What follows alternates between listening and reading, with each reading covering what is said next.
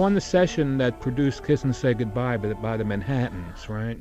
We were sitting downstairs in Studio 2 of Sigma Sound, and Bobby Martin had a drumstick in his hand, and he would use a drumstick as a baton to, like, egg the musicians on, count off and whatever, and he was standing there, and all of a sudden he poked himself in the eye with a drumstick as he was counting off. So if you could picture the beginning of Kiss and Say Goodbye when Blue says, "This is the saddest day of my life," and you hear me with my little guitar sounding like Chet Atkins, right before that, the count off, imagine Bobby Martin poking himself in the eye with a drumstick.